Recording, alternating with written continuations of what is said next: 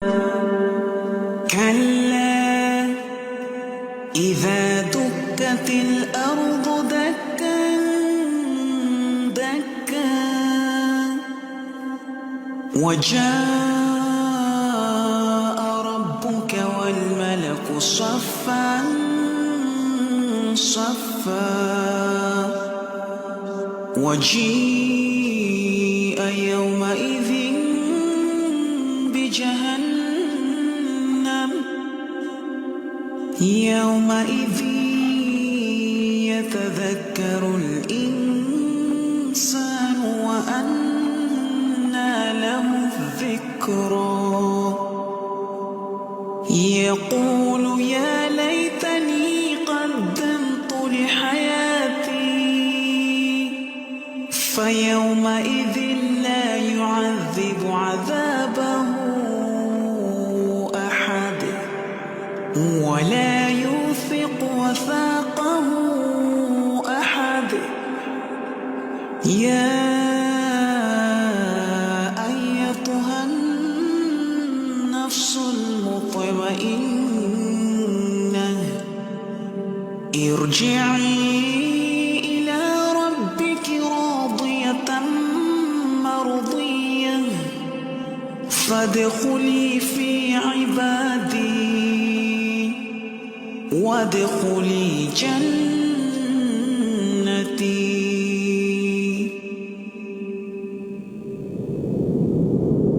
Taklim di Sabua, insya Allah ada faedah. Taklim di Sabua, insya Allah ada faedahnya. يا أخي ادنو مني لا تدعني يا أخي يا شقيق الروح مني يا أخي يا ضياء قلبي ودربي يا أخي يا أخي يا أخي يا أخي Bismillahirrahmanirrahim. Assalamualaikum warahmatullahi wabarakatuh. Alhamdulillahirabbil alamin. Segala puji hanya milik Allah. Kita masih diberikan nikmat, kesempatan dan kesehatan untuk bisa bersama-sama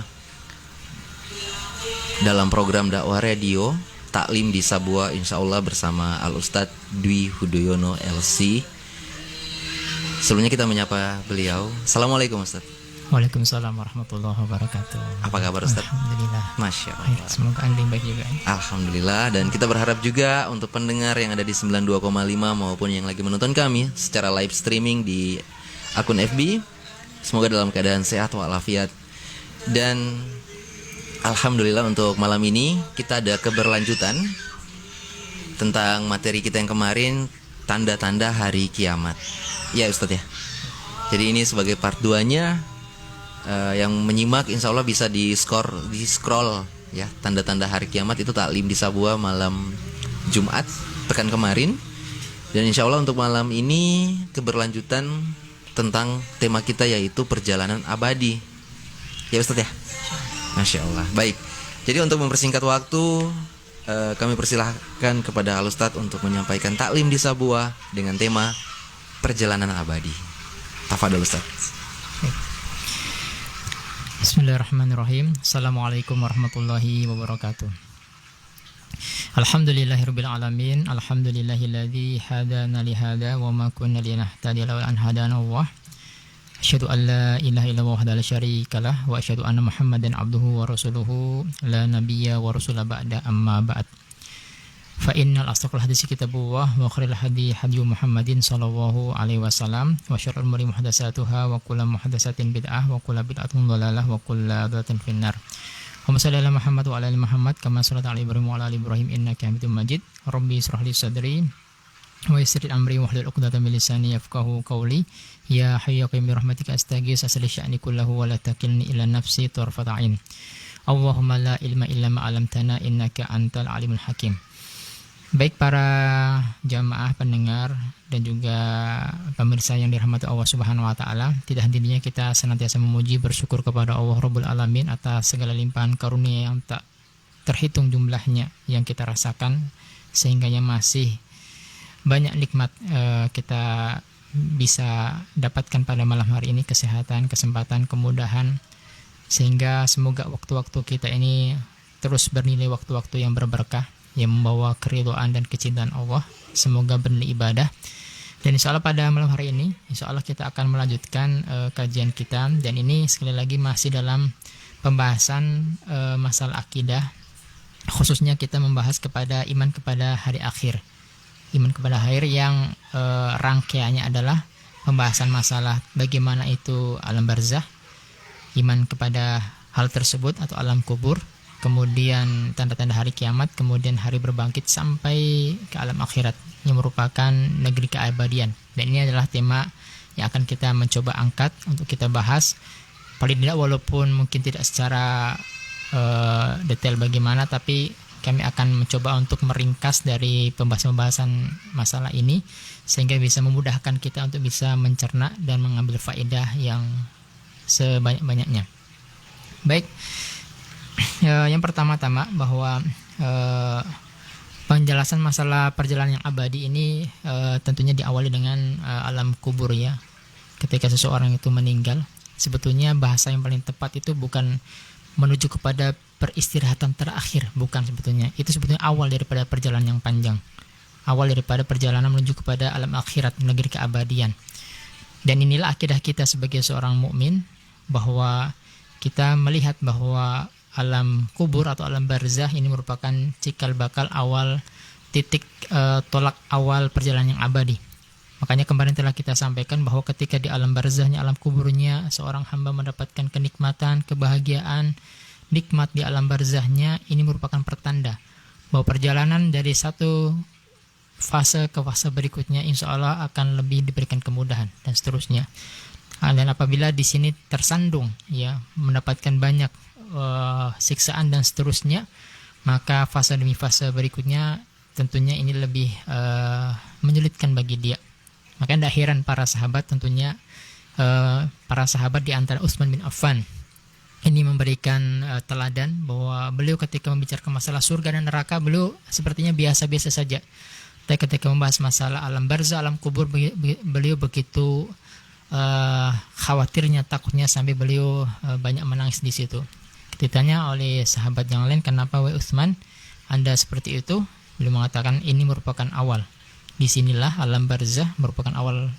Apabila kita di sini selamat, maka ke depan lebih selamat lagi. Apabila di alam barzah kita celaka, di atas atau setelahnya akan lebih celaka lagi. Nah, secara ringkas kemarin telah kita jelaskan bahwa ketika seseorang wafat ya, meninggal di alam barzah, alam kubur, nah, di sini Islam memandang, agama kita memandang bahwa kubur itu bisa menjadi riyad min riyadil jannah, taman-taman surga, atau dia menjadi khufra min khufrin nar, atau lubang-lubang neraka ya. Dan di situ kita bisa gambarkan secara umum bahwa berlaku bahwa alam barzah ini menjadi, alam kubur ini menjadi siksaan bagi seorang hamba ketika mereka tentunya orang kufar, orang munafikin ya. Ini akan mendapatkan ujian di situ ya. Di situ disebutkan bahwa kubur akan menghimpit, menyiksanya, meremukkan tulang-tulangnya, bahkan memukulnya, dan kemudian menghadirkan sosok yang buruk rupa dan mengeluarkan bau yang tidak sedap. Jadi itu merupakan penampakan daripada amal yang buruk selama dia di dunianya. Tetapi kebalikannya bagi orang-orang yang beriman, maka kubur menjadi taman-taman surga yang kuburnya tersebut akan diluaskan seluas memandang, bahkan akan diberikan pakaian dari surga, wewangian dari surga, dihamparkan permadani ya, diibaratkan dia seperti pengantin ya, di situ menikmati bagaimana malam-malam hari-harinya. Kemudian tidak cuma itu saja, mereka akan ditampakkan tepatnya di surga dan mereka sudah bisa melihat tempatnya nanti, sehingga mereka sangat berharap bahwa segera saja ya Allah disegerakan hari kiamat agar kami bisa berkumpul lagi bersama harta dan keluargaku. Kemudian yang menarik lagi bahwa mereka tidak sendirian di alam barzah. Mereka akan ditemani sosok yang baik rupanya, yang wangi tubuh dan bajunya. Dan ini adalah penampakan daripada amal yang baik, amal yang soleh. Banyak hasanat kebaikan yang dia lakukan di dunianya. Ini akan menjadi perwujudan teman setianya di alam barzahnya. Nah, baik, kita masuk kepada berikutnya, bahwa fase kemarin telah kita sampaikan adalah tanda-tanda hari kiamat. Dan ketika hari kiamat terjadi, ya, ini maka mulai juga fase perjalanan panjang atau menuju kepada alam akhirat juga mulai berjalan satu persatu, ya. Ditandai dengan yang pertama adalah ditiupkannya sangkakala, ya. Ini pertanda bahwa alam semesta akan hancur. Kemudian dari situ nanti yang telah meninggal dari yang zaman dahulu dan sejak Nabi Adam alaihissalam nanti akan mulai satu persatu, atau artinya mulai akan dibangkitkan oleh Allah Subhanahu wa taala. Nah, tentang dalil bahwa Allah Subhanahu wa taala akan mengutus malaikat Israfil yang tugasnya untuk meniup sangkakala ini. Di sini ada paling tidak 3 jenis tiupan, ya. Yang pertama adalah tiupan faza, tiupan agar makhluk Allah itu ketakutan. Yang kedua adalah tiupan al-maut, semua makhluk Allah SWT dengan tiupan tersebut, satu kali tiupan itu semuanya akan binasa kecuali yang Allah rahmati. Kemudian tiupan yang ketiga adalah tiupan al-ba'ats, hari bangkit, kebangkitan. Itu semua akan dibangkitkan oleh Allah SWT, ya. Dan antara satu tiupan dengan tiupan berikutnya itu jedahnya 40 masa. Ini disebutkan apakah 40 tahun, 40 hari, tapi 40 masa. Dan ini Allah sebutkan dalam Al-Quran, misalnya Allah sebutkan dalam surat An-Naml ayat 87, Allah katakan wa nufikha fis-sur, ya, ketika dan ditiupkannya sangkakala, fasa'iqa man fis samawati wa man fil ard, dan binasalah apa-apa yang ada di bumi, begitu juga apa-apa yang ada di langit, illa masya Allah, kecuali yang Allah kehendaki, ya. Kemudian dalam surah Az-Zumar ayat 68 Allah katakan tsumma nufikha fi ukhra, kemudian ditiupkan dengan tiupan yang berikutnya, fa idahum qiyamu yanzurun, kemudian mereka bangkit. Dan ternyata subhanallah hikmah dalam penciptaan tubuh manusia dari ujung rambut sampai ujung kaki, ketika seseorang hamba itu dikebumikan, dikuburkan, itu hampir secara umum adalah akan hancur, kecuali satu bagian saja yang bernama tulang ekor. Nah, tulang ekor ini ibaratnya akan menjadi biji yang nanti akan tumbuh, ya, menjadi makhluk yang semula lagi dengan izin Allah, dengan tiupan al-ba'ats ini, kebangkitan ini akan bangkit, ya. Dan pada hari itu, ya, ibaratnya seperti hujan yang menyirami biji, nanti akan tumbuh menjadi manusia lagi. Tapi dalam kondisi pada waktu itu ketika hari bangkit ini, ya, dibangkitkan manusia dari alam kuburnya, ya. Ini dibangkitkan ibarat seperti sekumpulan lebah, masya Allah, ya, ruhnya langsung dia makhluk Allah. Nah, dalam kondisi semuanya sama dalam hal apa? Mereka tidak berpakaian, mereka tidak beralas kaki, bahkan mereka belum dikhitan, masya Allah. Ini atas kuasa Allah Subhanahu wa taala. Dan kemudian pada saat itu juga fase berikutnya adalah bahwa mereka makhluk-makhluk Allah Subhanahu wa taala dari sejak zaman Nabi Adam sampai Nabi Muhammad, umat Nabi Muhammad yang terakhir adalah ini akan dikumpulkan di satu tempat namanya mahsyar. Di mahsyar, ya. Dan disinilah Rasulullah menyebutkan di padang mahsyar inilah Allah menunjukkan kemurkaannya, kekuasaannya dengan mendekatkan matahari. Matahari sedekat-dekatnya, ibaratkan seperti 1 mil. 1 mil itu ada yang mengatakan 1 mil secara hitungan mil, ada yang mengatakan mil ini adalah seperti ibarat cilak mata. Ini ada tempat untuk mengambilnya. Ini mil, ya. Itu juga namanya mil juga. Tapi ini adalah ibarat sangat dekat, masya Allah, sangat dekat matahari. Ini saja yang masih jauh berapa juta kilometer saja ini panas, ya, masya Allah. Apalagi itu. Dan disitulah disebutkan bahwa manusia nanti akan mandi keringat. Akan tetapi di fase inilah yang menarik, ada hadis yang luar biasa yang mungkin di antara kita sudah menghafalkannya. Rasul pernah menyebutkan di fase mahsyar inilah Rasul menyebutkan sab'atun yudullu wa fi dhillihi yaumil dhil ila dhil. Ada 7 golongan kata Rasulullah yang pada waktu matahari ditingkatkan mereka tidak mendapatkan panasnya matahari. Mereka mendapat naungan Allah Subhanahu wa taala. Akan mendapatkan naungan Allah Subhanahu wa taala sehingga mereka tidak merasakan teriknya pada waktu itu. Makanya disebutkan orang beriman Ini seperti ibarat waktu berlalu, panas begitu saja. Tidak begitu merasakan siksaan. Akan tetapi orang kafir ini adalah bentuk siksaan yang sangat luar biasa. Dan 7 ini, sebagaimana dalam hadis Rasulullah pernah menyebutkan, yang pertama adalah al-imamu al-adil, pemimpin yang adil. Kemudian yang kedua adalah syabun nasya'a fi ibadatillah, seseorang yang tumbuh berkembang dalam ketaatan kepada Allah Subhanahu wa taala.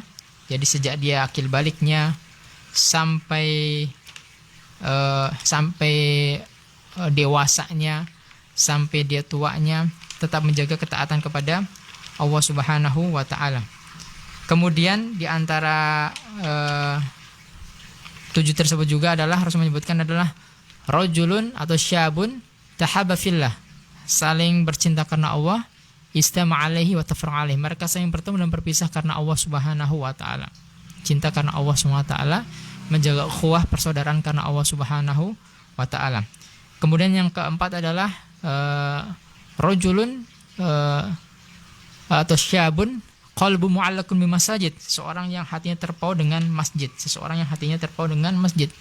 Dimanapun mereka berada, ketika sudah ada panggilan Allah, mereka segera tunaikan seruan Allah tersebut. Dan mereka juga adalah golongan yang suka bagaimana memampukan masjid, berusaha bagaimana masjidnya bisa nyaman, ya, bagaimana fasilitas masjid juga bisa dia perhatikan baik-baik kebersihannya.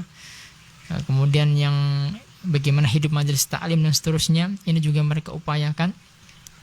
Kemudian juga di antara 7 tersebut adalah seseorang da'atuh imra'atun, ya, seseorang pemuda atau laki-laki yang diajak untuk berbuat keji, berbuat zina dalam hal ini, ya, oleh wanita yang dzatu jamalin wa nasabin, mempunyai rupa yang rupawan, masya Allah, bahkan mempunyai nasab yang baik, artinya orang terhormat.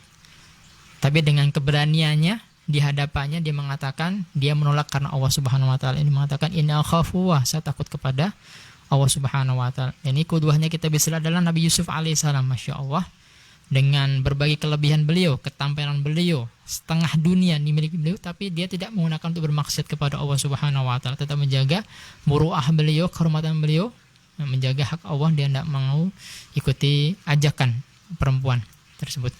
Kemudian yang berikutnya adalah seseorang, ya, tasaddaqa bi shadaqatin, yang berinfak dengan sedekahnya, dengan infaknya, hatta la ta'lama simaluhu ma yunfiqu yaminuhu, diibaratkan seperti tangan kirinya tidak mengetahui apa yang diinfakkan tangan kanannya. Artinya dia berusaha untuk menjaga keikhlasan, jauh daripada sifat riya, sum'ah, ujub dan seterusnya.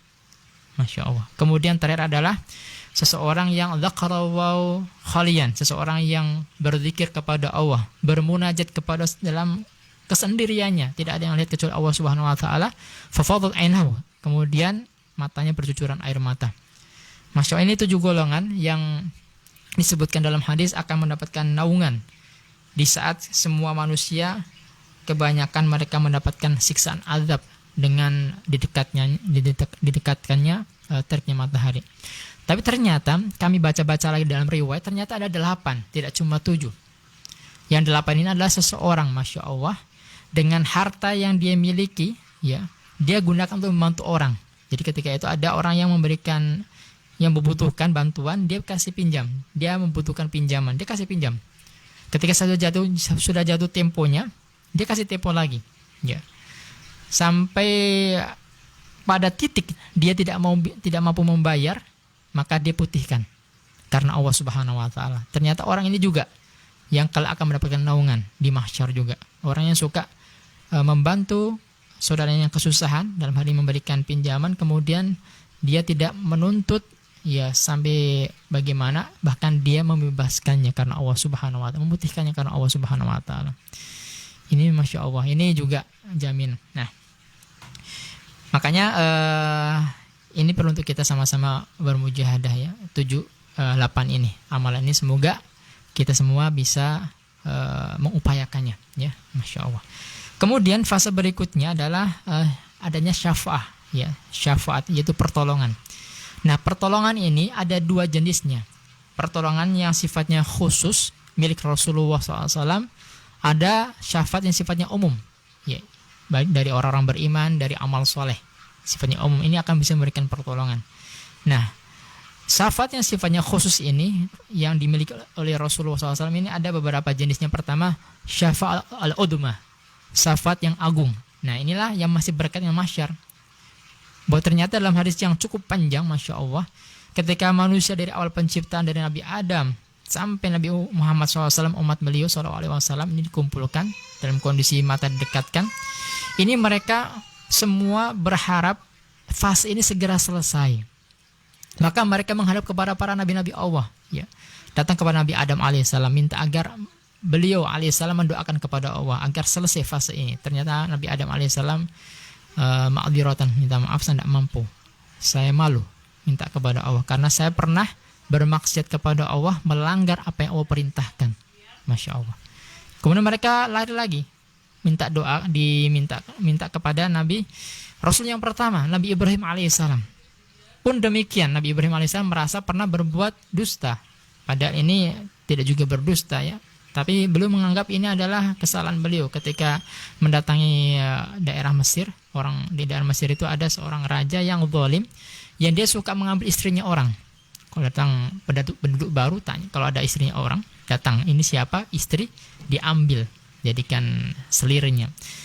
Nabi Ibrahim alaihissalam ketika datang bersama istrinya, ditanya siapa dia, dia mengatakan hadhi ukhti, ini saudariku. Nah, padahal ya memang saudari ini juga istri juga. Ketika jadi istri kita, dia saudari kita juga, ya. Nah, dia menganggap ini adalah perkataan yang tidak tepat pada waktu itu di hadapan Allah. Dia malu minta sama Allah. Maka orang-orang datang lagi kepada nabi yang lain, yaitu Nabi Musa alaihissalam. Nabi Musa pun angkat tangan, saya malu mengatakan, saya pernah suatu ketika ada perselisihan antara seseorang dengan satu orang, ini adalah kabilah saya, satu suku, saya bantu dia, saya pukul orang tersebut dan dia tewas pada waktu itu. Saya malu minta sama Allah, merasa berdosa. Kemudian datang lagi kepada Nabi Isa alaihissalam. Nabi Isa pada waktu itu tidak menyebutkan kesalahannya, tapi dia mengatakan ada orang yang lebih afdal dari saya, yang lebih mulia daripada saya, datang kepada Muhammad SAW. Maka datang Nabi Muhammad, nah di sini Nabi Muhammad alaihissalam langsung sujud dengan sujud yang sangat panjang.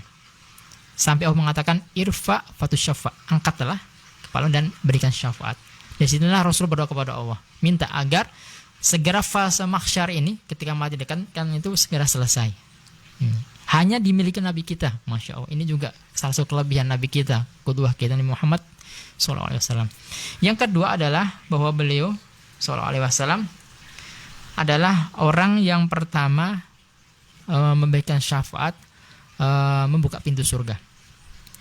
Masya Allah, ini juga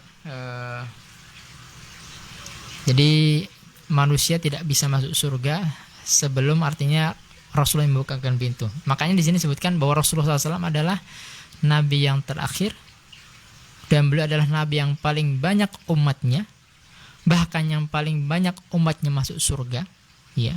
2/3 bahkan umatnya masuk. Kemudian adalah nabi yang pertama kali membukakan pintu surga. Masya Allah, ini juga kelebihan beliau daripada nabi-nabi yang ada. Kemudian yang terakhir keistimewaan syafaat adalah syafaat beliau kepada paman beliau Abu Thalib. Kita tahu Abu Thalib jamaah rahmatullah Allah adalah paman beliau yang subhanallah selama beliau masih hidup orang kafir tidak boleh mengorek secara fisiknya. Mereka segan dengan Abu Thalib, ya. Jadi Rasul berdakwah, beliau merasa terlindungi, ya. Walaupun qadarullah beliau tidak sempat masuk Islam di akhir hayatnya karena pengaruh teman yang buruk, Abu Jahal dan seterusnya, sampai dia tetap memeluk agama nenek moyang beliau, Abu Thalib. Nah, disinilah Rasulullah memintakan kepada Allah pengampunan, ya. Tapi Allah larang, tidak boleh kita mendoakan orang musyrik, ya. Tapi Rasul mengatakan kalaupun dia mesti diazab, ya, ya Rabb, berikan dia azab yang paling ringan. Dan ini Allah kabulkan. Dan ternyata dalam hadis dijelaskan bahwa azab yang paling ringan itu adalah diberikan dhahdah seperti trompah atau sesuatu yang menempel di kaki dan bisa mendidih otak. Masya Allah, ini paling ringan, jamaah. Jadi jangan sekali-kali kita mengatakan tidak apa-apalah masuk neraka walaupun cuma sebentar. Masya Allah, jangan. Sebentar neraka itu atau sebentarnya di akhirat ini 1 hari 1000 hari di dunia. Makanya kita sangat berharap dan banyak berdoa kepada Allah agar kita tidak melihat neraka, bahkan kita bisa masuk surga tanpa hisab. Ini harapan kita. Maka jangan sekali kita menyombongkan dia cuma sebentar tidak apa-apa. Masya Allah, jangan. Masya Allah, ini jangan sampai. Makanya kita khawatir dan takut dan jangan sampai masuk neraka, harapan kita seperti itu. Nah, ini keistimewaan sahabat beliau sallallahu alaihi wasallam. Nah, sahabat secara umum misalnya amal soleh ya. Amal soleh misalnya Quran, puasa, dalam sebuah hadis mengatakan Al-Quran wasiyam yashfanil abdi yaumil qiyamah. Puasa yang kita kerjakan, Quran yang senantiasa kita baca, ya, terus kita upayakan kita baca, ya. Ini akan menjadi syafaat kelak pada hari kiamat, ya. Penolong bagi. Kemudian juga amal-amal yang soleh yang sebetulnya orang-orang beriman ya, dalam sebuah hadis Rasul mengatakan bahwa Masya Allah, dengan persahabatan karena Allah, Masya Allah. Suatu ketika ada seseorang yang sudah masuk surga dan ternyata dia mencari sahabatnya, temannya, ya, temannya, sahabatnya karena Allah Taala. Ternyata tidak dapatkan di surga.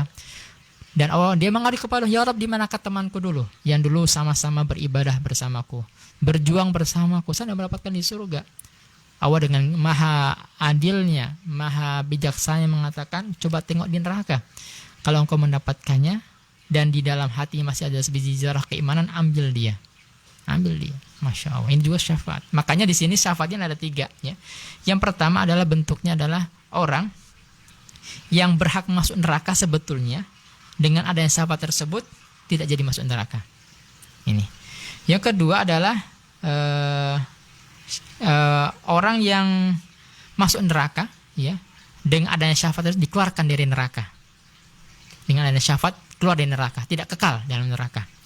Yang ketiga adalah dengan adanya syafaat tersebut dia sudah masuk surga. Dengan syafaatnya dia semakin tinggi derajatnya di sisi Allah SWT, semakin tinggi tempat surganya. Ini juga syafaat juga. Masya Allah. Baik, ini ya fase berikutnya. Kemudian fase berikutnya adalah yaumul hisab, hari perhitungan. Di sini disebutkan dalam hadis itu manusia bersaf-saf menunggu gilirannya. Dan yang paling menarik adalah bahwa Allah Subhanahu wa taala menghinakan orang-orang kafir dan orang munafik. Dalam persidangan di hadapan Allah, semua ya makhluk Allah akan menjadi saksi ya. Baik itu buminya ya. Kemudian para malaikatnya ya. Ini akan menjadi saksi atas perbuatannya. Ditegakkan hujah di sini, dia tidak bisa lagi berkelit. Masya Allah. Atas penghisapan pada waktu itu. Ini adalah cara untuk mempermalukan mereka. Tapi ini maha rahmatnya Allah Subhanahu wa taala bagi orang-orang yang beriman. Allah Subhanahu wa taala tidak mempermalukan mereka. Allah hisab mereka, ajak mereka berbicara biduni tarjaman, satu persatu di hadapan Allah taala. Masya Allah. Dan disinilah maha rahmatnya Allah kepada orang beriman. Ya, disebutkan dalam hadis bahwa Allah Subhanahu wa taala menyebutkan kamu telah berbuat ini semua, dan kita mengakui, Masya Allah, kita memang berbuat khilaf dan kita lalai dan seterusnya. Tapi dengan maha rahmatnya Allah mengatakan aku tutupi dan aku ampunkan. Nah, ini kenikmatan juga yang terkadang banyak yang kita tidak sadari dan seterusnya. Banyak. Nah, di sini perlu kami tekankan di sini adalah bahwa amalan yang pertama kali nanti akan Allah Subhanahu wa taala pertanyakan atau hisab adalah masalah salat. Awalu mahi yuhasabu bihi abdu yaumil qiyamah as-shalah. Amalan yang pertama kali nanti akan Allah hisab, perhitungkan pada hari kiamat adalah masalah salat. Ya. Fa in shalah faqad aflaha wa anja. Kalau salat kita bagus, kita perhatikan waktu-waktunya, kita perhatikan kekhusyuannya, tumakninahnya, seterusnya, rukun dan sunnah-sunnahnya, maka dia akan mendapatkan keberuntungan dan keselamatan pada hari kiamat kelak. Ya, setelahnya insyaallah bagus hisabnya. Ya. Fa in fasadat, tapi kalau salatnya itu berantakan, dia tidak perhatikan waktunya, bagaimana kekhusyuannya, tumakninahnya, rukun, sunnah dan wajib-wajibnya, faqad khaba khasara, maka dia akan mendapatkan kecelakaan dan kebinasaan, kehancuran. Makanya kami mengajak kepada teman sekalian, mari jangan kita lalaikan salat kita, terutama yang Allah wajibkan 5 waktu, jaga baik-baik ya waktu-waktu dan seterusnya. Yang laki-laki sebisa mungkin kita bisa berjamaah ya, kita jaga baik-baik. Nah, kemudian ini yang berkaitan dengan Allah. Kalau yang berkaitan dengan manusia, yang pertama kali nanti akan Allah hisab adalah masalah darah, pembunuhan. Ini pertama akan Allah hisab. Jadi jangan memudah-mudahkan dalam masalah darah, apalagi kaum muslimin. Ya. Baik. Kemudian fase berikutnya adalah nasru dawanin, pembagian catatan amal. Ya. Pembagian kitab catatan amal dalam sebuah ayat surah Al-Kahfi yang ini kita disunahkan dibaca setiap malam Jumat, hari Jumat, ayat ke-49 Allah katakan, la yughadiru shaghiratan wala kabiratan illa ahsaha. Ya, tidak ada ya baik itu perbuatan yang kecil atau yang besar, kecuali Allah SWT akan catat itu, akan hadirkan itu, ya. Ya. Dan disebutkan bahwa orang-orang beriman nanti akan menerima catat amalannya di sebelah kanan. Jadi ketika ada catat amal diberikan dari sebelah kanan, ini berarti keberuntungan, keselamatan. Berarti rapotnya tidak merah, artinya banyak yang bagus. Tapi bagi orang munafik dan juga orang kafir akan diberikan di min wara'il dhahri, dari sebelah belakang. Jadi kalau datang kitab dari sebelah belakang, ini tanda kecelakaan. Dia akan dapatkan. Masya Allah. Kemudian berikutnya adalah nasbul mizan, hari timbangan amal. Setelah pembagian catat amal adalah hari timbangan amal. Ya. Dan disebutkan bahwa di antara amalan yang bisa memberatkan timbangan adalah menjaga niatan ikhlas karena Allah dan berusaha beramal sesuai dengan tuntunan Nabi kita Muhammad SAW. Kemudian berusaha untuk menjaga ketakwaan dan akhlak yang baik, ya. Dalam sebuah riwayat Rasulullah pernah ditanya oleh seorang sahabat, "Ya Rasulullah, amal apakah yang paling banyak memasukkan dalam surga?" Rasul mengatakan, taqwallah wa husnul khuluq, takwa kepada Allah dan akhlak yang baik. Takwa ini biasanya lebih cenderung kepada hablum minallahnya bagus, dan akhlak yang baik biasanya kepada hablum minannasnya juga bagus, ya. Kemudian juga Rasul juga pernah disebutkan juga di antara bagusnya akhlak juga adalah bahwa ma min syai'in yudha'u fil mizan athqal min husnul khuluq. Tidak ada sesuatu yang lebih berat timbangannya ketika timbang pada hari kiamat kecuali akhlak yang baik. Makanya kami mengajak kepada diri kami dan kita semua, jangan kita meremehkan akhlak yang mulia, baik kepada orang tua kita atau sesama kita, pasangan kita, bahkan kepada binatang sekalipun. Ya, Masya Allah. Ketika seseorang punya akhlak yang buruk, ini bisa menjadi sebab orang itu celaka. Kita mungkin ingat hadis Rasulullah, ya, tentang ada seorang wanita yang terkenal dengan sholatnya, bahkan sedekahnya, tapi ternyata lisannya tidak pernah dia jaga dari menyakiti tetangganya. Masya Allah. Walhamdulillah, harus mengatakan hiya finnar, di neraka. Sedangkan yang kedua adalah wanita yang tidak terlalu terkenal banyaknya sholatnya, banyak sedekahnya, tapi dia berbuat baik kepada tetangga dengan lisan dan perbuatannya, tidak suka menyakiti. Harus hiya fil jannah, dia di surga. Masya Allah. Ya, ini juga jadi pelajaran bagi kita. Jadi jangan ujub dulu atau bangga diri itu dengan ibadah kita fardhi, sedangkan akhlak kita tidak bagus dengan sama kita. Ini juga berbahaya. Kemudian juga di antara amalan yang bisa memberatkan timbangan juga adalah zikir, ya.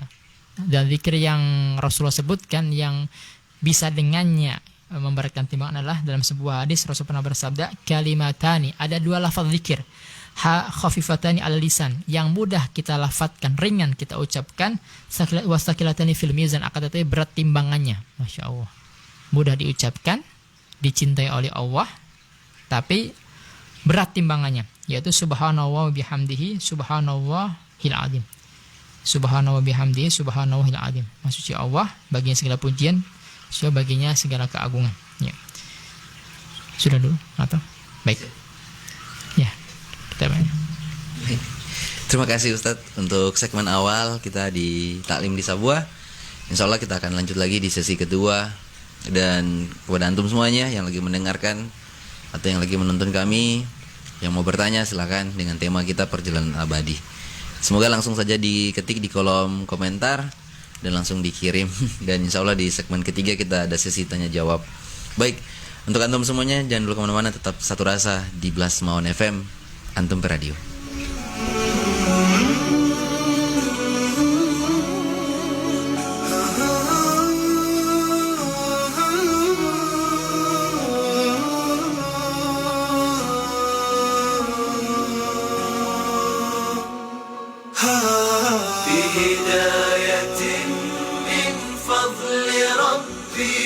يكسو الجمال ربوع قلبي يخضر إحساسي ودربي وملامحي حين اهتديت نور الهداية زار صدري هو مبتدأ أنسي وعمري فعزمت وعلى خطاها مشيت يا نفحة ضغطا على قلبي وروحي يا بلسما يطوي جروحي لولا الهداية ما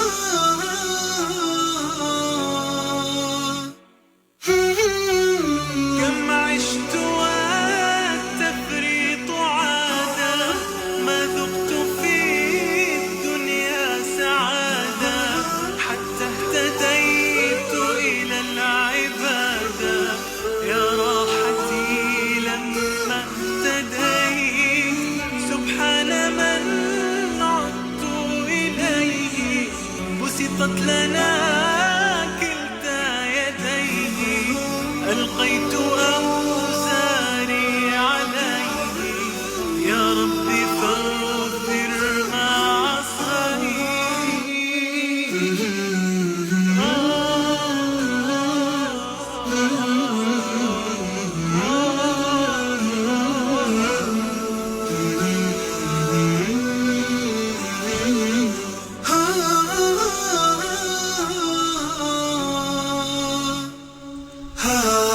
بهداية من فضل ربي يكسو الجمال ربوع قلبي يخضر إحساسي ودربي وملامحي حين اهتديت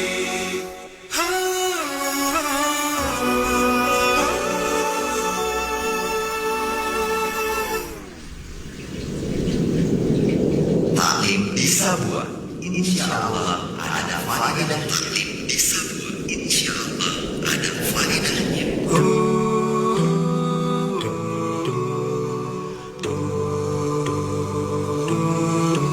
Baik, terima kasih banyak untuk antum semuanya yang masih serasa dengan kami dalam program dakwah radio Taklim di Sabua. Insya Allah masih bersama dengan Al Ustadz Dwi Hudoyono LC, atau biasa lebih akrab sapaan akrab beliau Abu Aisyah. Dan insya Allah kita akan masuk lagi di segmen kedua tentang tema kita, yaitu perjalanan abadi. Masih ada beberapa fase lagi yang akan Ustadz sampaikan. Namun sebelum itu, untuk antum semuanya yang mau bertanya, silahkan dari sekarang bisa langsung diketik pertanyaannya dan langsung di komen. Dan kalau yang lagi mendengarkan kami di 92,5, bisa langsung WA kami di 081 222 161 925. Sekali lagi kami buka dari sekarang untuk pertanyaan, karena insya Allah setelah segmen kedua ini ada sesi tanya jawab. Jadi sekali lagi yang mau bertanya, kami menunggu pertanyaan dari antum semuanya sesuai dengan tema kita, yaitu perjalanan abadi. Jangan lupa WA kami di 081 222 161 925. Baik, untuk mempersingkat lagi waktu, kami mempersilahkan lagi kepada Al Ustadz untuk menyampaikan taklim penambahan taklim di Sabua tentang tema kita perjalanan abadi. Kepada Al Ustadz, tafadhol Ustadz. Baik, syukur. Bismillahirrahmanirrahim. Wassalatu wassalam ala Rasulillah ma ba'd. Kami tambahkan satu amalan lagi jamaah yang rahmati Allah tentang yang bisa memberatkan timbangan kelak di akhirat, dan ini sesuatu yang di luar dugaan bagi seorang hamba, tentang keutamaan tauhid, keutamaan kalimat la ilaha illallah Muhammadur Rasulullah. Disebutkan dalam sebuah riwayat yang panjang hadis bahwa ketika itu ada seorang hamba dipertunjukkan tentang mizan timbangan Allah SWT, ada 99 timbangan, ya. Yang satu timbangan itu sejauh mudal basar, sejauh mata memandang besarnya, ya. Tinggal satu lagi kesempatan, satu bejana lagi timbangan yang belum terisi. Nah, disitulah, dan 99 ini adalah kelalaian, dosa atau perbuatan kemaksiatan yang dilakukan. Dan disitulah Allah mengatakan kepada hamba tersebut, apakah kamu mengingkari ini semua yang ditunjukkan Allah? Dia mengatakan la ya Rabb. Dia sudah pasrah, dia akan binasa dengan itu semua. Bahkan Allah mengatakan kepada hamba tersebut, hal laka min udhrin, apakah kamu masih punya udhur yang kamu mau jadikan sebagai pembela untuk bisa menyelamatkan kamu? Bahkan dia mengatakan la ya Rabb, saya tidak lagi mampu. Ternyata Allah SWT dengan maha rahmatnya, maha cintanya, dan Allah tidak menzalimi kepada hamba-hambanya sedikit pun. Allah mengeluarkan sebuah bitokoh, kartu yang tertulis kalimat La ilaha illallah Muhammadur Rasulullah. Ya, kalimat itu, kalimat tidak ada ilah yang berhak disembah kecuali Allah dan Nabi Muhammad adalah utusannya. Dan ini adalah ditimbang di satu timbangan ternyata lebih berat daripada 99 timbangan yang tadi dia saksikan. Subhanallah, ini juga keutamaan tauhid, bagaimana akidah yang benar, akidah yang lurus, bagaimana kecintaan dia kepada Allah yang tinggi. Ini terkadang bisa menjadi penyelamat seorang hamba. Baik, yang berikutnya adalah fase al-haud, ada namanya telaga.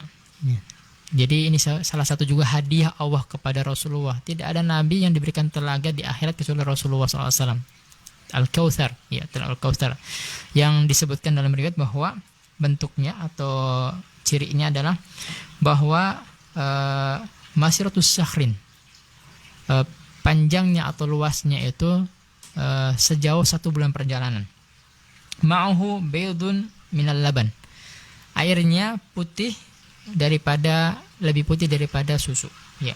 Warihuhu atyab minal misk, dan baunya lebih wangi daripada minyak misik, ya. Kemudian banyaknya bejana atau gelas yang disiapkan untuk diminum, yang meminum itu adalah sebanyak bintang di langit, ya, bintang di langit. Kemudian yang menarik lagi adalah bahwa man syariba minha la yatma abada, barang siapa yang meminum darinya, dari air telaga Rasulullah SAW tersebut, setelah itu tidak akan pernah haus selama-lamanya. Masya Allah. Dan ini Rasulullah SAW ada di situ menunggu umatnya, Masya Allah, menunggu umatnya untuk memberikan hidangan dari telaganya beliau SAW. Betapa rindunya Rasulullah kepada umatnya.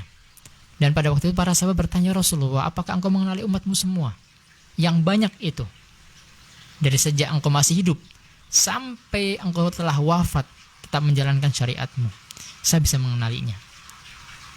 Bagaimana Rasulullah? Rasulullah memberikan ibarah, bagaimana sekiranya kalian kalau melihat sekelompok kuda yang berwarna hitam, sedangkan di situ ada satu kuda yang di kepalanya ada warna putihnya, ya, ada bulu-bulu berwarna putih di jidat kepalanya kuda tersebut. Apakah engkau tidak bisa mengenalinya? Iya, tentu jelas sekali. Kalau semua hitam, ada satu kuda yang berwarna putih di kepalanya, ya kan? Itulah saya bisa mengenali umatku. Walaupun banyak, saya akan bisa mengenali. Kata Rasulullah, itu adalah buah daripada min asaril wudu, dari bekas-bekas wudunya dia. Itu akan mengeluarkan cahaya, Masya Allah. Jadi jangan kita remehkan amalan wudu, Masya Allah. Mari kita wudu dengan seksama, mari kita wudu dengan penuh mencontohi Rasulullah SAW, ya. Baca bismillah sebelumnya, kemudian mengikuti bagaimana tuntunan Rasulullah sampai akhirnya, kemudian kita berdoa, ya. Karena ini akan jadi bekal kita. Makanya Rasul memberikan kepada kita nasihat untuk kita sebagai orang beriman menjaga wudu kita. Wala yuhafidz 'alal wudu ilal mu'min. Tidaklah seseorang itu menjaga wudunya kecuali sifatnya orang beriman. Batal wudu lagi.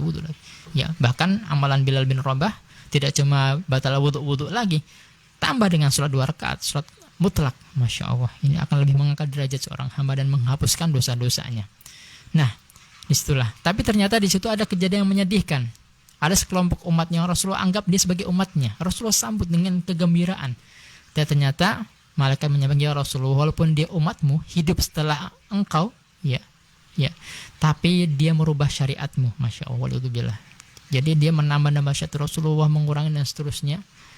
Maka Rasulullah dengan terpaksa dia mengatakan sukan liman ghairi ba'di, pergilah engkau yang merubah syariatku. Jadi di situ ada judul hadis tentang orang-orang yang terusir dari telaganya Rasulullah, yaitu orang-orang yang berusaha dengan beraninya membuat syariat baru dari Nabi kita Muhammad SAW. Kemudian fase berikutnya adalah nasbul sirat, titian sirat. Ini semua manusia, hamba-hamba Allah, ini akan meniti titian sirat. Bagaimana gambaran titian sirat? Dalam sebuah hadis disebutkan bahwa dia sifatnya itu licin, menggelincirkan, ya. Dan di samping kanan kiri ada kait, ada yang akan mengkait seperti pohon sa'adan. Ya, jadi manusia akan melewatinya dan akan menyentikkan. Jadi bawahnya neraka, bawah neraka. Jadi kapal yang terkait kena bisa jatuh ke neraka di bawahnya. Kemudian lebih tipis dari rambut, Masya Allah. Kemudian lebih tajam dari pedang, Masya Allah. Ya. Kemudian disinilah Rasulullah memberikan kepada kita cahaya untuk melewatinya, masya Allah. Inilah amal-amal soleh kita. Rasul menyebutkan cahaya yang diberikan kepada orang-orang beriman yang paling kecil sebesar jempol kaki, yang paling kecil. Yang paling besar cahayanya seperti gunung Uhud, masya Allah, sangat terang, masya Allah. Ya, ini tergantung amal-amal kita semua, masya Allah. Makanya jangan kita menyepelekan amal-amal soleh di dunia. Ini akan menjadi teman-teman kita terus di akhirat itu. Bahkan ketika menitinya pun kecepatannya tergantung masing-masing sesuai dengan amalnya. Rasul menyebutkan ada yang secepat kedipan mata melewati titian surga sampai ke pintu surga. Ya, ada yang seperti secepat kilat. Ada lagi secepat angin. Ada secepat burung. Ada seperti secepat kuda. Ya. Ada yang berjalan. Ada yang bisa berlari. Bahkan ada yang merangkak. Bahkan ada yang selamat tapi luka-luka, kena kaitan. Tapi tetap selamat juga. Masya Allah. Perjuangan yang luar biasa. Tapi ternyata ini belum selesai. Setelah meniti titian surat ini, di depan surga itu ada kintoroh. Ada jembatan. Dan disinilah akhir jamaah Allah, penentuan juga. Disinilah akan ada fase kisos. Saling kisos. Ya.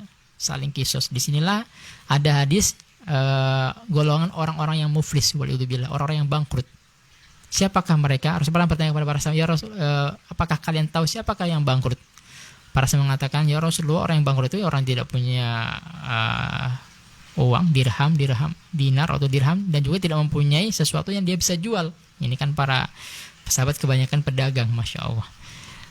Tidak, kata Rasulullah, bahwa orang bangkrut yang saya maksud adalah orang yang ketika datang pada hari kiamat kelak, masya Allah, pada hari akhirat, datang dengan segudang amalnya. Sebesar ya, dengan sholatnya, puasanya, sedekahnya, hajinya, umrohnya, zikirnya, masya Allah. Akan tetapi dia pernah berbuat zalim kepada saudara, pernah memukul saudaranya, pernah menghina saudaranya, bahkan seterusnya. Dan saudara tidak memaafkan, belum memaafkan. Akhirnya Allah kisah di situ, Allah ambil kebaikannya dari orang yang pernah dia zalimi.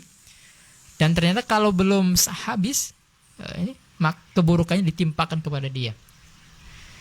Ya, ini juga fase zaman Allah. Kenapa sampai ini terjadi jamaah? Ya, supaya nanti orang masuk surga itu memang tidak ada kebencian, semuanya plong, semuanya sudah saling memaafkan. Habis di sini kisos ini. Bahkan kata Rasulullah, sampai binatang pun itu akan saling mengkisos. Kalau ada binatangnya pernah menanduk temannya, akan dikisos di situ. Cuman bedanya kalau binatang habis dikisos, habis jadi debu, tidak lagi habis. Maka disinilah Allah sebutkan bagaimana penyesalan orang kafir. Di mana orang kafir disebutkan di akhir surat An-Naba, ya, waqal kafiruna ya laitani kuntu turaba. Mereka berharap sekiranya kami jadi debu saja. Ini mereka melihat senangnya di hewannya. Habis dikisos habis, tidak ada lagi neraka tuh. Mereka berharap jadi debu saja, masya Allah, orang kafir. Nah, kemudian berikutnya adalah gambaran neraka, ya, yang di bawah sini adalah bahwa neraka itu ada 7 pintu. 7 pintu, dan panasnya itu 70 kali panas dunia, masya Allah. Jadi kalau kita pernah merasakan musim yang panas di sini, itu baru satu saja, 1/70-nya, masya Allah. Kemudian di neraka ini orang akan diperbesar tubuhnya, ya, diperbesar tubuhnya. Gambarkan bahwa kedua pundaknya itu 3 hari perjalanan. Kemudian gigi gerahanya ini sebesar gunung Uhud, masya Allah. Ya, kulitnya dipertebal, ya. Kemudian ini ya gambaran, mereka juga makan dan minum, dikasih makan. Mereka juga ada rasa lapar, tapi yang dia dapatkan, ya, minumannya adalah minuman yang dari darah, nanah, bahkan sangat panas yang bisa menghancurkan usus dan perutnya. Ya, dan makanannya juga makanan yang berduri, pohon zakum, ya, pohon zakum. Dan gislin, ya, makanannya mengandung darah dan nanah, waliyudzubillah. Ini. Dan mereka sekali lagi yang paling ringan tadi kami sebutkan adalah diberikan dhah terompah atau sandal yang bisa mendidik otaknya. Kemudian surga secara umum ini bagi orang beriman yang beramal soleh, dia mempunyai 8 pintu, ya. Kami telah sebutkan 8 pintu. Ini ada masing-masing ada pintu sedekah, sholat, seterusnya, ya. Ini juga Karena setiap kita punya kelebihan masing-masing, dan mari para pendengar yang dirahmati Allah, kalau kita cenderung kepada satu ibadah, kita bisa jaga itu baik-baik. Artinya ada amalan yang kita bisa andalkan di hadapan Allah Subhanahu wa taala, ya. Kami pernah sampaikan, terkadang ada orang yang kuat untuk puasa sunnah tapi untuk sholat lailnya tidak kuat. Ada juga orang kuat sholat malam tapi tidak kuat puasanya. Ada tidak kuat dua-duanya tapi kuat sedekahnya. Ada tidak kuat itu tapi kuat atau dia kuat jihadnya dan seterusnya. Jadi sekali lagi dari sini juga kita bisa ambil pelajaran bahwa tidak boleh kita merasa ujub, merasa bahwa kita paling itu dan saudara kita tidak punya kebaikan. Mungkin ada kebaikan yang kita tidak tahu, yang dia sangat ikhlas kepada Allah Ta'ala, kita tidak tahu. Maka tidak boleh kita meremehkan saudara kita. Kemudian bangunan-bangunan di dalamnya terbuat dari perak, emas, ya. Bahkan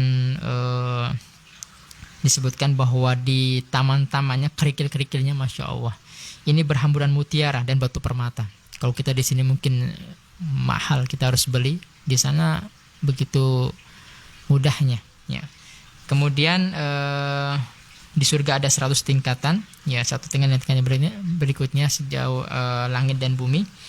Yang paling tinggi adalah surga Firdaus, ya. Surga Firdaus, istilah para nabi berada, dan kita sebagai orang beriman dianjurkan, Rasul motivasi, jangan kita pesimis, jangan kita merasa minder, ya. Kalau kita mau minta surga kepada Allah, kalau kita mau minta surga sama Allah, kata Rasulullah, mintalah surga Firdaus. Wa idza sa'altumul jannah fas'alu Firdaus al-a'la. Kalau kalian, wahai orang beriman, minta surga, mintalah surga Firdaus kepada Allah, yang paling tinggi, tidak apa-apa. Paling tidak, kalaupun tidak dapat, ya turun sedikit. Tapi jangan kita, sudahlah yang penting surga saja. Tapi tidak apa-apa, minta. Ini Rasul memberikan kepada kita motivasi, tidak apa-apa, minta saja kepada Allah. Tapi juga jangan cuma minta, disertai ikhtiar, usaha untuk mendapatkannya. Dan sekali lagi bahwa Rasulullah adalah orang yang pertama kali masuk surga, ya. Baik, ini mungkin gambaran secara umum.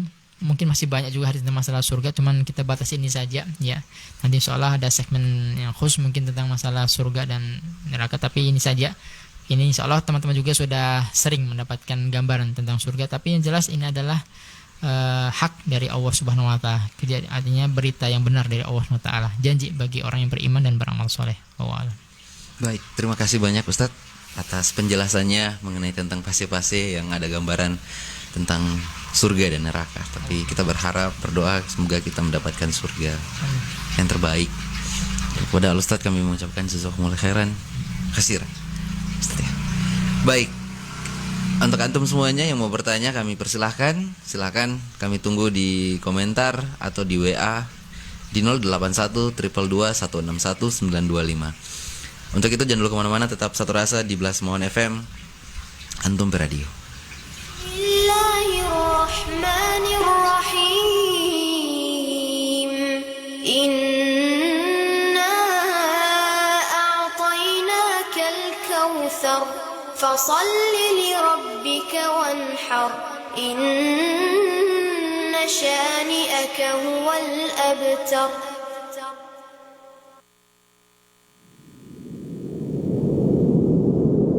Taklim di Sabua, insya Allah ada faedah. Taklim di Sabua, insya Allah ada faedahnya.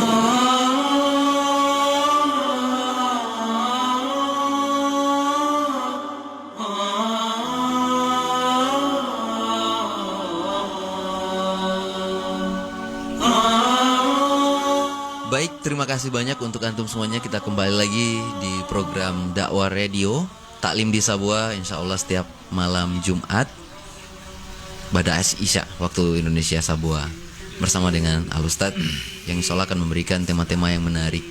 Seperti halnya hari ini, pekan ini, keberlanjutan dari tanda-tanda hari kiamat yang pernah kita bahas, dan ini sebagai part 2-nya, yaitu perjalanan abadi. Jadi kami menunggu pertanyaan dari antum semuanya, silakan, karena kita sudah masuk di sesi tanya jawab. Insya Allah sampai jam 10 ya Ustadz, dengan sekaligus dirangkum dengan kesimpulan.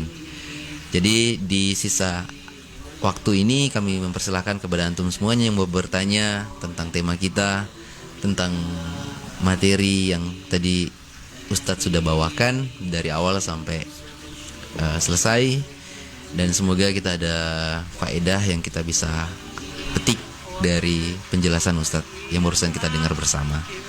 Baik, sambil menunggu pertanyaan dari antum-antum semuanya yang lagi serasa dengan kami di 92,5 maupun yang lagi menonton kami live FB, saya mau bertanya Ustadz, ini perjalanan abadi. Memang ada saya lihat gambaran-gambaran seperti dari alam kubur ya Ustadz ya. Dan itu adalah tadi Ustadz sudah jelaskan ternyata awal dari kehidupan Ustadz. Dan perjalanan ya mungkin kita tidak tahu bersama tentang hari kiamat Ustadz ya. Cuman apakah benar Ustadz sebagai kalau dibilang kita sudah berada di dalam kubur ya, di alam kubur ya. Kita juga mau ke sana ini barang kan. Maksudnya kita juga akan meninggal nantinya. Dan kalau misalkan di dalam kubur itu orang sudah disiksa ini Ustadz.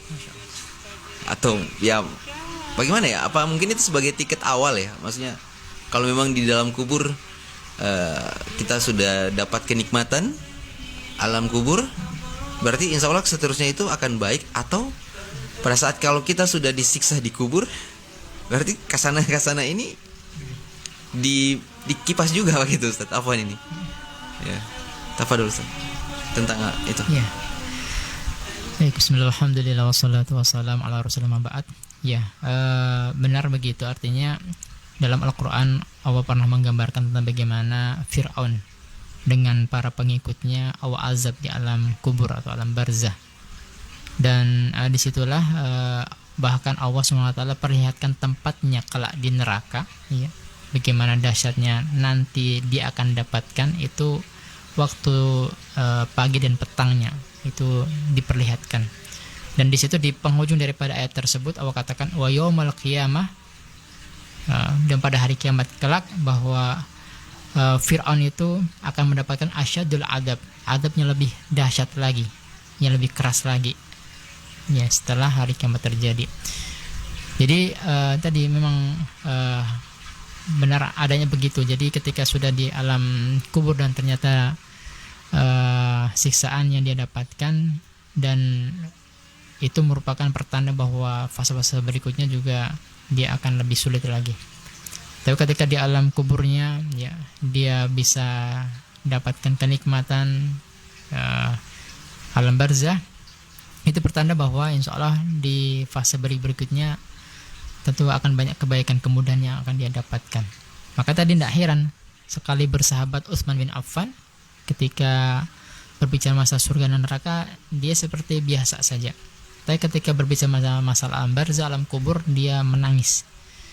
Dia takut karena dia mengatakan bahwa ini adalah cikal bakal seseorang. Ketika di sini kita selamat, maka setelahnya kita selamat. Kalau di sini kita celaka, setelahnya kita lebih celaka lagi. Makanya kemarin telah kita sebutkan beberapa amalannya yang bisa menjauhkan kita di alam siksa di alam kubur ya. Yang pertama, mari kita jaga amal kita, menjaga niatan kita berusaha untuk memperbanyak amal soleh kita. Kemudian juga mari kita banyak berdoa kepada Allah, berta'awud ya. Amin a'udzubika min adzabil qabri ya. Ini kita baca terutama di tempat-tempat yang mustajab ya. Sebelum kita salam, 4 perkara yang kita harus berlindung kepada Allah dari azab neraka jahanam, azab kubur, kemudian fitnah kehidupan kematian, kemudian fitnah masih dajjal. Kemudian di antara lafaz zikir pagi petang, silahkan kita berdoa, kita sujud juga berdoa, minta jauhkan daripada azab kubur. Kemudian juga kita bisa mengamalkan juga secara kontinu adalah amalan keutamaan surat Al-Mulk ya, surat Al-Mulk. Ini juga Rasulullah menyebutkan bahwa di dalam Quran ada surat yang jumlah ayatnya 30 ayat. Barang siapa membacanya maka akan jauhkan daripada fitnah kubur, azab kubur juga. Ini mari kita baca ini. Masya Allah, kami pernah mendengar ceramahnya Syekh Ali Jabir rahimahullah, pernah dicerita bahwa beliau juga salah satu orang yang dawam ya mengamalkan amalan ini ya. Pernah suatu ketika beliau tidur mimpi, suatu ketika dia seperti di alam kubur dan di situ gelap sekali, dan ternyata muncul cahaya. Masya Allah, cahaya. Dia, siapa kamu? Dia adalah saya, ada Al-Mulk. Dan dia baru ingat bahwa pada hari itu memang dia kecapean, lupa, tidak sempat baca Al-Mulk hari itu. Dia tertidur. Dia langsung baca surah Al-Mulk. Masya Allah. Jadi ini semoga dengan bacaan-bacaan yang memang hadisnya sahih tentang itu kita dawamkan, semoga menjadi syafaat kita juga di alam kubur juga. Kemudian mari kita jauhi ya kencing sembarangan, artinya kita jaga diri kita dari najis ya. Ya, kalau kita buang air, bersihkan baik-baik ya. Tutup aurat baik-baik ya, jangan di tempat terbuka. Mari kita jaga, jangan suka namimah, suka adu domba, jaga lisan kita. Ini juga termasuk perkara yang banyak mendapatkan azab kubur. Kemudian jauhi kita perbuatan dosa-dosa besar, ini jauhi. Ya, ini diantara juga. Tapi sekali lagi yang paling besar adalah yang mendapatkan azab kubur adalah kejahilan mereka terhadap Allah, tidak tahu tentang siapa pencipta dirinya. Ini. Kemudian kedua adalah irtikabul ma'asi, terjatuh kepada kemaksiatan. Ini di antara faktor yang banyak mendapatkan orang siksa kubur. Baik Ustaz, terima kasih untuk penjelasannya. Berarti ini mungkin ada satu segmen tentang masalah bahas alam barzah kubur Ustaz. Karena kita maksudnya berpikir ya, maksudnya manusia yang dipikir adalah surga dan neraka. Masya Allah. Ya kan? Masya Allah. Pasti. Tapi terus belum tahu tahap-tahapannya ini kan. Nah, yang tadi Ustadz jelaskan ternyata kuburan maksudnya alam barzah kubur yang pertama kita sebagai lewati itu ya. Itu sebagai poin utama begitu. Kalau memang sudah amal kita memang ditemani, yang saya pernah dengar amal kita akan menemani kita di alam kubur ya. Yang pakaian harum. Jadi sama ini tergantung apa? Ya ketergantungan di kubur ini maksudnya gitu. Baik, makanya tadi, juga ya ini juga sebagai upaya kita sebagai kaum muslimin saling mendoakan juga kan. Itu masih ada artinya cara seperti ini untuk saling menolong kita di alam kubur juga kan, dan di alam akhirat juga. Makanya disinilah fungsinya kita saudara kan. Kalau kita masuk kuburan kita mendoakan, seterusnya kita mendoakan guru-guru kita, mendoakan orang kita cinta, seterusnya. Ini juga akan menjadi sesuatu yang berharga yang mereka tunggu-tunggu sebetulnya amal soleh. Makanya kita sangat berharap bahwa mari kalau kita menjadi anak, berusaha menjadi anak yang soleh, sehingga orang tua kita yang wafat juga bangga dengan kita, seterusnya kan.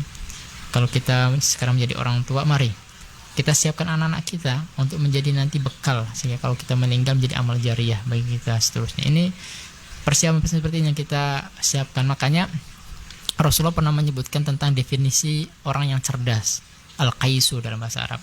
Al-qaisu, orang cerdas adalah mandana nafsahu wa amila lima ba'dal maut. Orang yang cerdas adalah orang yang tunduk dengan perintah-perintah Allah. Dia berusaha untuk sekuat tenaga bisa mengerjakan perintah-perintah Allah ya, dengan berbagai macam resiko, kesulitan dan ujian segalanya. Kemudian dia berusaha untuk mempersiapkan amalan atau beramal untuk hari setelah kematian. Jadi dia persiapkan dari sekarang, bekal apa yang saya mau bawa ini setelah saya meninggal ini. Maka dalam sebuah hadis kan Rasul mengatakan bahwa ketika orang itu meninggal kan diiringi 3, pulang 2, yang 1 sisa, yang 1 tinggal, yang 1 yang diiringi apa, keluarganya dan hartanya dan amalnya. Harta dan keluarganya akan pulang, yang tinggal cuma amalnya, teman kita yang. Nah inilah yang kita upayakan. Makanya kita berusaha teman sekalian di rumah tua, mumpung kita masih sehat, masih ada kesempatan untuk berbuat kebaikan, mari kita berbuat kebaikan, karena ini semua kembali kepada kita juga. Baik, berlanjut lagi Ustaz. Sambil menunggu pertanyaan dari teman-teman yang mau bertanya, silakan kami menunggu membuka pertanyaan. Bisa langsung di komen, bisa langsung WA kami juga di 081 222 161 925. Ustaz, tadi kita bahas kuburan. Masya Allah. Amal jariah. Nah, amal jariah ini berlaku hanya dalam kubur apa? Dan katanya ingat juga, jangan hanya amal jariah, tapi juga ada dosa jariah juga Ustadz. Berarti amal jariah ini sampai kiamat begitu, maksudnya dalam kubur. Dan tolong tidak jauh-jauh ini Ustadz, maksudnya bukan dalam arti kita berharap ada amal jariah dari kegiatan kita malam ini. Nah, misalkan kita meninggal, ya, bukan misalkan ya, ya ajal kita sudah menjemput, kita sudah meninggal, dan takutnya kegiatan ini mungkin sudah tidak berlanjut lagi. Dan pasti akan ada kegiatan-kegiatan yang tidak sesuai dengan kegiatan malam ini misalkan. Berarti apakah itu termasuk dosa jariah? Ya, bismillahirrahmanirrahim wassalatu wassalamu ala rasulillah ma ba'd. Ya, intinya dua-duanya benar ada. Jadi memang di satu sisi ada amal jariah, ya, amal yang dengannya pahalanya akan terus mengalir. Jariah itu adalah mengalir terus. Kita akan dapatkan saldo atau kebaikan dari amal tersebut. Ada juga dosa jariah, ketika kita memberikan contoh atau kita melakukan sebuah perilaku yang tidak baik, kemudian orang mencontoh kita dan itu terus dia lakukan, atau perbuatan buruk kita dicontoh oleh orang lain dan seterusnya. Ini juga jadi dosa jariah bagi pelakunya. Makanya kita sangat dianjurkan bagi orang beriman untuk dimanapun kita berada bisa memberikan teladan yang baik, contoh yang baik, ya. Karena dalam hal ini juga dalam menyampaikan kebaikan juga, ketika ada orang ikut dengan apa yang kita sampaikan kebaikan, ya, maka apa yang dia amalkan, apa yang dikerjakan, segitu juga pahalanya kita akan dapatkan, ya, ya. Dalam sebuah hadis Rasul pernah menyebutkan bahwa man da'a ila khairin falahu ajri misli fa'ilihi. Barang siapa mengajak kepada kebaikan, maka pahalanya sama dengan yang melakukannya, min ghairi ayang kusumin ujuni syai'an, ya, tanpa sedikit pun mengurangi pahalanya sedikit pun. Jadi keutamaan kita mengajarkan dan berikan contoh kebaikan. Makanya kita sangat berharap kepada teman sekalian yang dirahmati Allah SWT, mari kita jangan melakukan hal-hal yang terkadang bisa meninggalkan keburukan atau memberikan contoh yang buruk kepada orang. Jadi kita berharap sebagaimana pesan dari seorang syekh mengatakan, selama kita hidup di dunia itu kita berusaha untuk utruk atharon qabla rihalika. Tinggalkanlah bekas-bekas kebaikan sebelum kalian meninggalkan dunia yang fana ini. Mari, apa saja yang kita bisa lakukan? Makanya bisa dengan wakaf Quran, wakaf air untuk tempat wudhu kaum muslimin, seterusnya, atau wakaf masjid, sekolah, ini semua selama itu dimanfaatkan oleh orang, ya, dibaca, semua akan dapatkan. Dan alhamdulillah sekarang banyak orang-orang berinovasi untuk bisa beramal soleh, ya. Ada yang wakaf mukena, masya Allah. Ada yang banyak, ya. Ada yang wakaf sedekah makanan, masya Allah. Ini semua harapannya itu semua. Insya Allah dengan niat yang tulus karena Allah, itu semua akan menjadi tambahan-tambahan amal bagi kita. Dan kita saling mensupport, saling mendukung. Silahkan. Baik Ustadz, terima kasih banyak. Saya masih ada pertanyaan lagi, tapi waktu sudah, karena ada kesimpulan dari Ustadz. Baik. Apakah ada part 3-nya mungkin? Ya. Ya, kesimpulan saja. Siapa tahu setelah dari surga turun kemana lagi? Terus tahu ya. Allah. Siap. Ya, baik. Baik. Kan di dunia kan pasti pikir kita di ujungnya ini antara surga dan neraka, gitu kan. Baik, yang jelas itu yang menarik di sini, kehidupan kita ini kan umur itu terbatas, ya. Rasul menyebutkan bahwa umur umat Nabi Muhammad itu antara baina sitin ila sab'in, antara 60 sampai 70 tahun, dan sangat sedikit yang lebih daripada itu. Yang menjadi pertanyaan, terkadang kita bertanya, kenapa dengan umur yang sedikit ini ketika orang itu mendapatkan balasan neraka di akhirat, dia akan abadi selama-lamanya. Ketika dia mendapatkan balasan surga pun akan abadi dalam kenikmatan. Padahal umur kita tidak panjang, tapi balasannya panjang, gitu kan. Menarik ini kan. Kemudian saya pernah berpikir, kenapa bisa begitu? Jawabannya sederhana sebetulnya. Itu berangkat daripada perjalanan akhirat, itu ada perjalanan hati sebetulnya, perjalanan hati. Dan itu hati itu akan berimbas kepada amal soleh. Nah, sebetulnya kenapa orang beriman dan beramal soleh itu akan mendapatkan pahala surga dengan berbagai kenikmatannya sampai kenikmatan abadi? Karena pada dasarnya dia itu mempunyai niat yang mulia, niat yang baik, dan suka berbuat kebaikan. Sekiranya saja Allah berikan dia umur 1000 tahun, pun dia tetap akan dalam keadaan keimanan dan beramal soleh, akan berbuat kebaikan. Kalau sekiranya Allah berikan dia umur yang panjang. Kebalikannya orang kafir pun demikian, sekiranya Allah berikan dia umur yang panjang pun tetap dalam keadaan kefasikan, akan berbuat kedurhakan kepada Allah Subhanahu wa taala. Makanya pun azabnya panjang juga kepada mereka. Nah ini juga alam. Jadi kesimpulan itu Belum Ustaz. belum. Satu lagi pertanyaan Ustaz sebelum ke kesimpulan. Apakah umat Nabi Muhammad Masya Allah. itu nanti akan dikumpulkan di surga? Itu. Iya. Apakah ada jaminan? Maksudnya ya kan Iya. Baik. orang mau bilang sudah biasa turun dulu di ini ya gitu kan biasa. Masya Allah. Astagfirullah itu. Iya. Baik, bismillah, alhamdulillah, wassalatu wassalamu ala rasulillah ba'd. Jadi memang Rasulullah pernah menyampaikan juga sebetulnya memang dalam hadis yang sahih benar. Mengatakan kullu ummatin khulul jannah. Setiap umatku pasti masuk surga. Ini salah satu kabar baik dari Rasulullah. Setiap umatku pasti akan masuk surga. Tapi Rasulullah tidak berhenti sampai di situ. Illa man abah. Kecuali yang enggan, yang tidak mau masuk surga. Masya Allah, sudah maksudnya ada jaminan juga, maksudnya sudah ada harapan gitu kan. Kecuali yang nggak mau. Para sahabat, ya Rasulullah, man ya abah, siapa yang enggan masuk surga Rasulullah? Orangnya sombong sekali dia kan, tidak mau masuk surga. Terus mengatakan dengan bahasa sederhana, man ata'ani dakhala jannah. Siapa yang taat kepadaku, ikut perintahku dan juga perintah Allah, tentunya Allah dan Rasulnya, dia pasti akan masuk surga. Sederhana. Taat kepada Allah dan Rasulnya, dia akan masuk surga. Jauh dengan apa yang Allah larang dan Rasulnya larang, itu jadi bekal dia. Wa man asani faqad aba. Yang bermaksud kepadaku, yang durhaka kepada syariatku, yang menyelisih perintah Allah dan Rasulnya, itu yang enggan masuk surga. Jadi kembali nafsi-nafsi, mau yang mana silahkan. Allah telah berikan kepada kita bekal akal, bekal panduan Quran sebagai bekal kita, silahkan kita maunya yang mana. Alam. Baik Ustaz, syukran. Terima kasih untuk penjelasannya. Dan kita break dulu Ustaz. Setelah itu kita akan mendengarkan kesimpulan tentang tema kita malam ini. Makanya tetap satu rasa di Blasmon FM, Antum Beradio. Ya Nabi salam alaika, ya Rasul salam alaika, ya Habib salam alaika, salawatullah alaika.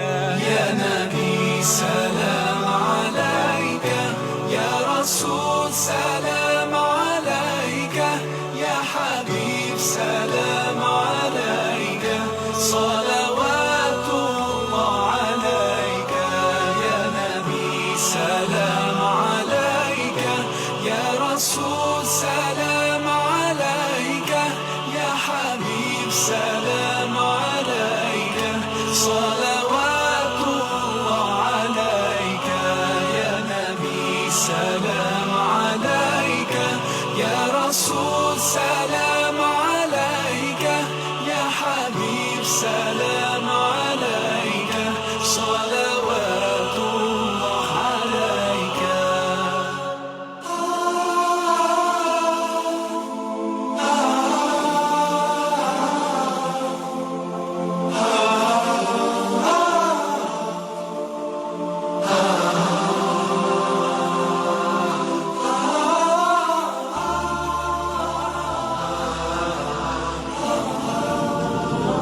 Taklim di Sabua, insya Allah ada faedah. Taklim di Sabua, insya Allah ada faedahnya.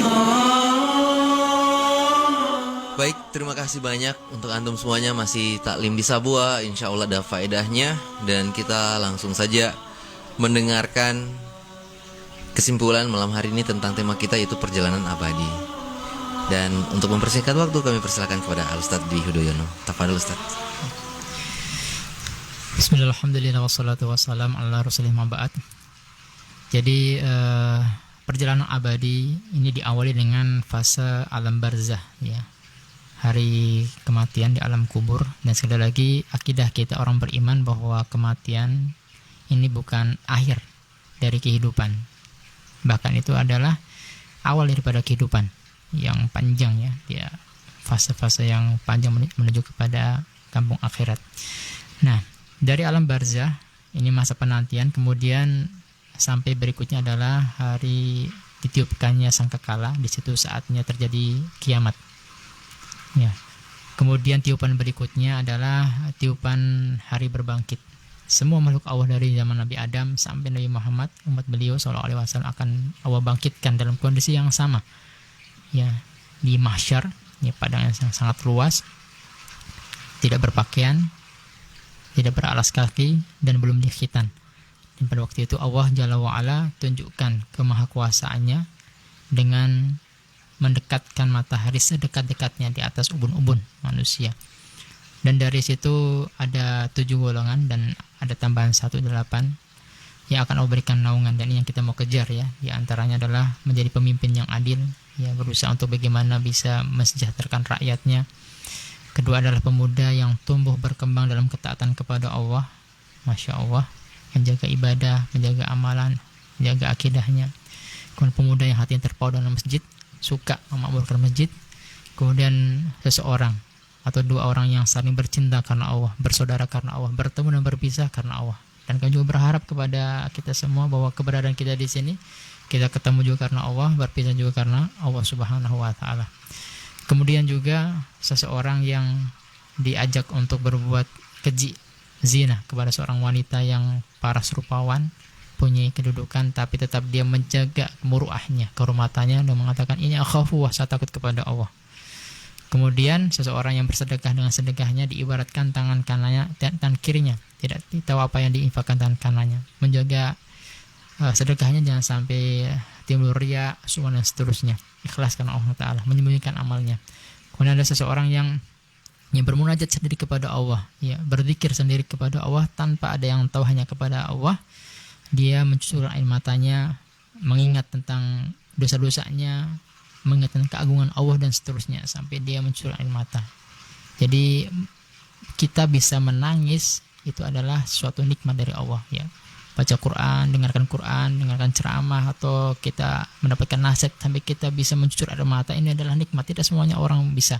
Makanya harus mengatakan kalau kita membaca Quran bisa tidak bisa menangis, paksa pura-pura menangis. Artinya coba kita lembutkan hati kita. Makanya juga di antara tip kalau hati kita keras, ya, kita hati keras, datangi kuburan, ziarah kubur agar hati kita itu lembut, ya, tidak terlalu keras, ya, kemudian lebih ingat ke akhirat kita.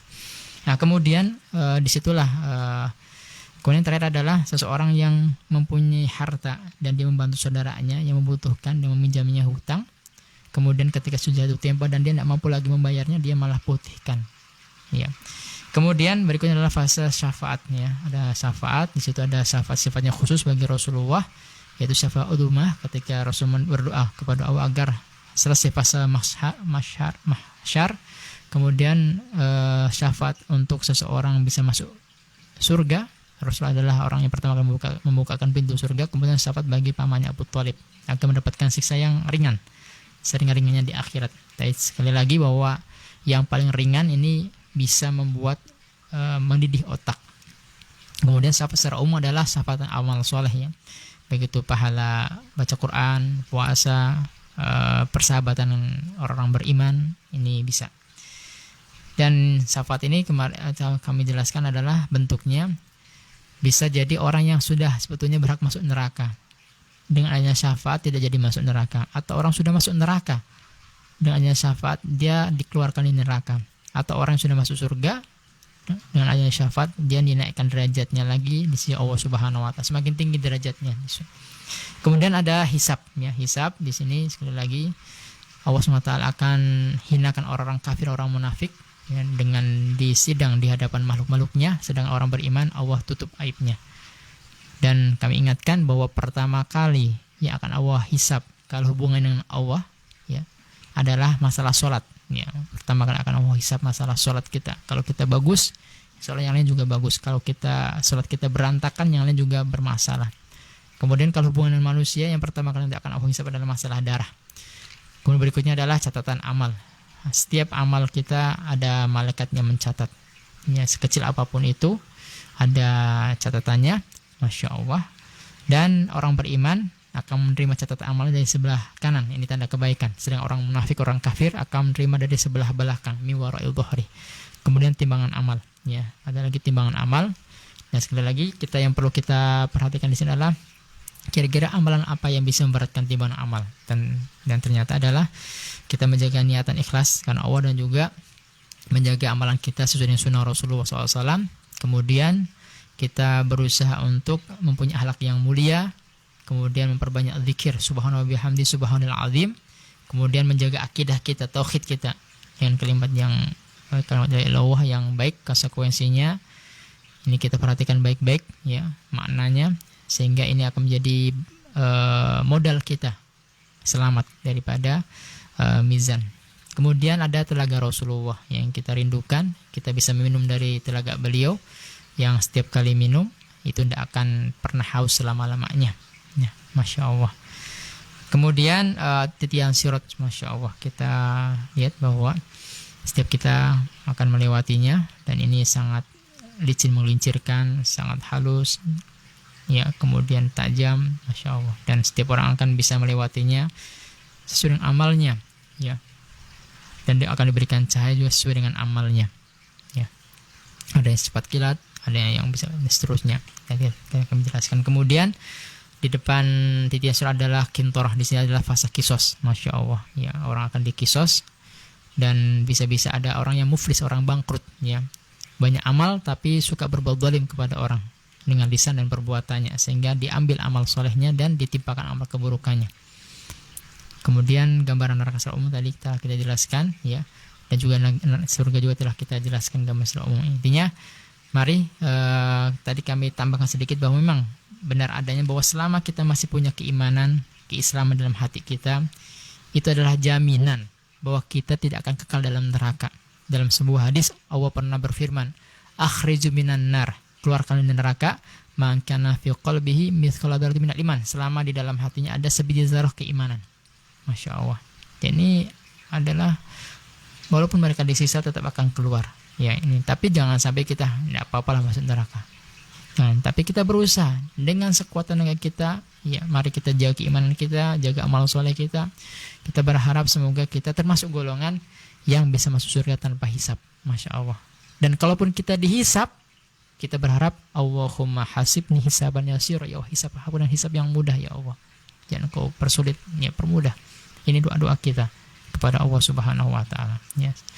Makanya ini perjalanan sangat panjang, makanya tidak heran sosok Abu Hurairah radhiyallahu anhu pernah mengatakan di akhir hayat beliau, bahwa beliau mengatakan tullas safar wa qilatuz zat, begitu panjang perjalanan menuju kepada akhirat, kampung keabadian, dan bekalku masih sedikit.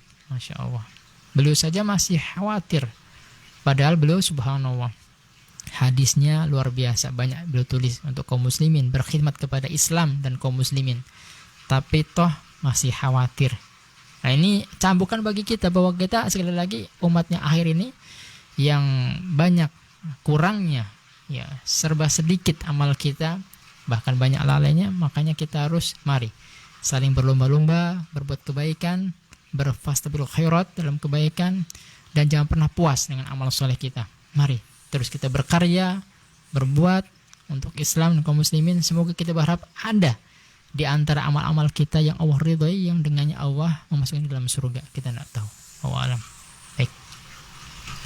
Terima kasih Ustadz untuk kesimpulan kita malam ini, dan kepada Al Ustadz kami mengucapkan jazakumullah khairan katsira.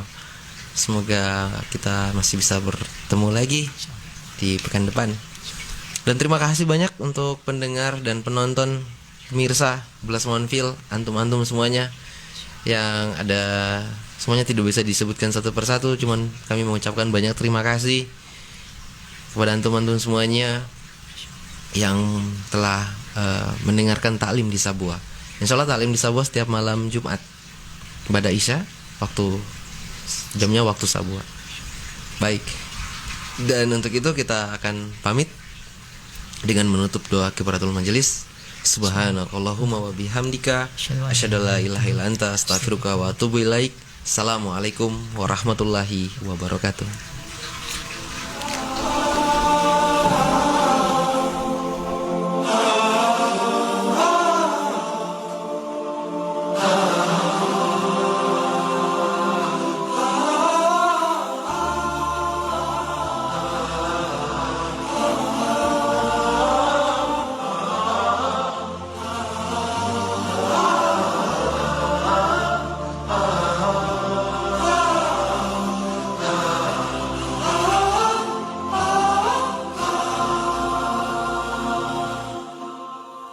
بالحب تلقاك البدور ضيف الأماني والسرور فيك العطايا والأجور يا مرحبا يا مرحبا زين الشهور. Jour après jour, amour d'amour, tes Célia, bienvenue, meilleur de moi, bienvenue, bonheur et joie, notre moi ça, bonheur et bien.